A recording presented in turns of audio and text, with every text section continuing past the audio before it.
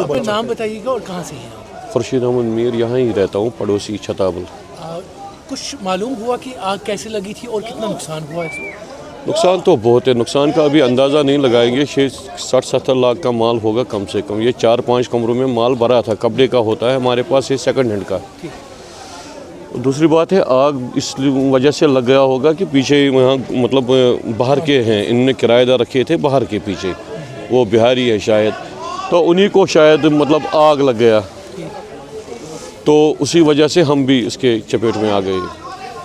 Fire service और SSB वगैरह जो यहाँ पे थी, कि उन्होंने कितना रोल?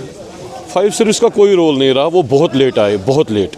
उन्होंने बहुत, तब तक मतलब सारा जल चुका था जब फायर सर्विस आए। वन शाल चरित लोर बट ये बल करान। असल में तो एसएसबी आए थे चटूरन वाले, उन्होंने एसएसबी ने यहाँ मतलब बाल्टी बाल्टी से आग बुझाई थी, उन्होंने ही मदद की। बाकी फायर सर्विस का कोई रोल नहीं है, जो जबकि ये आधे किलोमीटर पे है, हमारे पड़ोसी हैं फायर सर्विस। एडमिनिस्ट्रेशन से क्या दरख्वास्त है? एडमिशन से क्या दरख्वास्त, यही दरख्वास्त रहेगा, देखो आप खुद ही देखो कि कुछ बचा है तो आप खुद ही देखो। अब खुद इसी से वाबस्ता थे? मैं खुद ही इससे वाबस्ता हूँ। हम रेडे पे छोड़ते थे ये माल इनको, तो हमारे साथ मतलब बेचारे 10-20 बंदे तो बचते थे, रोज़गार मिलता था। हो गया सारा ख़त्म। कितने गोदाम जले थे? ये 5 कमरे थे, ये 5 गोदाम थे। ये किराए पे मेरा था, मतलब खुद का नहीं था, ये गुलाम डार का था। यहाँ जो वो मकान वाला है ना, इसी पे का था, रेंट पे मुझे। आप कहाँ के हैं? मैं भी यहाँ ही रहता हूँ, सामने ही, मतलब नज़दीक ही, मगर था ये रेंट पे मुझे। जी। ये रेंट पे था मुझे। जी, मेरा नाम नूर आलम, मैं इंचार्ज डिविजनल फायर अफसर सिटी हूँ। 12:09 पे हमारे कंट्रोल रूम को इत्तला मिली कि यहाँ पिलची मंडी के पास आग लगी है। फौरी तौर हमने, हमारा यहाँ पर हेडक्वार्टर है, हेडक्वार्टर से हमने 4 गाड़ियाँ एट अ टाइम निकाली। थोड़ा ट्रैफिक जाम ज़्यादा था बटमालू अड्डे में, जिसकी वजह से ट्रैफिक डिपार्टमेंट ने में काफ़ी सपोर्ट की, उन्होंने ट्रैफिक बंद करके, तो हमें 5-10 मिनट हार्डली लगे होंगे यहाँ पहुँचने में।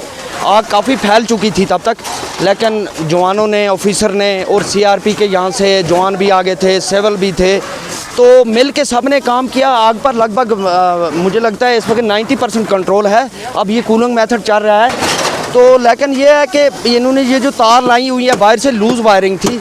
अभी तहकीकात चल रही है, तो शॉर्ट सर्किट का अंदाज़ा तो हो रहा है कि शॉर्ट सर्किट से ही लगी है।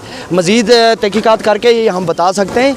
लेकिन हमारी 8-9 फायर टेंडर थी, जिसमें हमने एक फूम टेंडर होती है हमारे पास, वो भी मंगाई, क्योंकि साथ में वर्कशॉप थी, उसका वो ग्रीस वगैरह रहता है ताकि आग मज़ीद ना फैले। हमारी ये कोशिश थी, तो हम उसमें कामयाब रहे। मेरे सब ऑफिसर और जवानों ने अच्छा काम किया, मैं मुबारकबाद देता हूँ। माइनर 1-2 फायरमैन की इंजरी भी हुई है, तो बाकी हालात बिल्कुल इस वक्त कंट्रोल में हैं। मैं मानता हूँ आपकी बात, ये तो लोगों में ये लगभग काफ़ी ज़्यादा अवेयरनेस आ भी चुकी है। अब जैसे हमारे आगे 10 गाड़ियाँ हैं, ट्रैफिक जाम अगर बहुत 1 किलोमीटर आगे तक है तो वो तो छोड़ते हैं, लेकिन आगे जगह ही नहीं होती है। फिर ट्रैफिक डिपार्टमेंट से जब आगे उनका दूसरी बीट होती है, वो वहाँ से गाड़ियों को छोड़ते हैं, फिर पीछे वाली गाड़ियाँ जब निकलेंगी तभी हम निकल सकते हैं। आपको पता है इसी रोड से बाकी गाड़ियाँ भी चलती हैं, इसी से हमारी गाड़ी भी आएगी। अब ये है कि जब आग हम यहाँ पर पहुँचे तो लगभग आग पूरी कवर चारों तरफ से फैली हुई थी। हमने लगभग 10 ब्रांच लगाए थे जो पाइपें चारों तरफ से। हमारी ये कोशिश थी कि आग मज़ीद ना फैले, क्योंकि साथ में ये देख रहे हैं आप, बिल्डिंग हैं, पीछे रेजिडेंशियल एरिया भी है, उस साइड में वर्कशॉप भी है, बड़े बड़े कम्प्लेक्स हैं। अगर ज़्यादा मज़ीद आग फैल जाती तो उसमें हमारे लिए काफ़ी दुश्वार रहता है। तो हम इसमें काफ़ी मैं शुक्र अल्लाह का अदा करता हूँ। और साथ में आपने जो मेरे जवान हैं या यहाँ से CRP कैंप से भी लोग आए थे, पुलिस की टीम भी थी और सिविल नौजवान भी थे, उन सब ने हमारे साथ मतलब सपोर्ट में मिल के काम किया, तो हम इसमें कामयाब रहे। जी, मुश्किलात का तो अंदाज़ा नहीं कर सकते, क्योंकि जब भी कहीं आग लगती है, आप देखें माइनस टेम्परेचर में रात के दौरान में ठंडे पानी से हमारा काम रहता है, उससे वो तो हमारी ड्यूटी है। लेकिन प्रोफेशनल लोग होते हैं, इनकी ट्रेनिंग होती है। हम हर चीज़ के लिए हमारी कोशिश रहती है कि कम से कम नुकसान हो, चाहे वो लाइफ का, चाहे वो प्रॉपर्टी का। जितने जल्द हो सके हम मौके पर पहुँचें वहाँ से। लेकिन लोगों से गुजारिश है कि टाइम पे कॉल करें, कभी भी आग बुझाने की खुद कोशिश करते हैं, लेकिन साथ साथ में फायर एंड इमरजेंसी सर्विस के 101 टोल फ्री नंबर है। कंट्रोल रूम 24 आवर्स खुले रहते हैं, टाइम पे कॉल करनी चाहिए और रात के वक्त खासकर एग्जैक्ट लोकेशन बताएं। और डिपार्टमेंट की तरफ से एक एडवाइज़री जारी हुई है, उसके तहत ये नब्ज़ो ज़ब्त से काम करें। अगर इलेक्ट्रिक शॉर्ट सर्किट का कोई नतीजा अभी भी जैसे यहाँ भी अंदाज़ा हो रहा है, तो ये जो लूज़ वायरिंग है उसका इस्तेमाल ना करें। रात को सोने से पहले अपने जो भी इलेक्ट्रिक गैजेट्स हैं वो बंद करके सोएं।